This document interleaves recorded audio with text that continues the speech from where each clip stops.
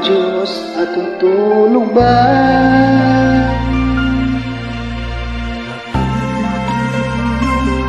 Ba't ikaw ay kagad sumusuko?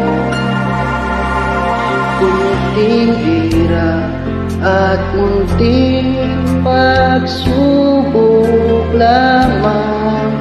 Bakit ganyan? Nasaan ang iyong tapang? Naduduwag, nawawalan ng pag-asa, at iniisip na natutulog pa. Natutulog ba ang Diyos? Natutulog ba?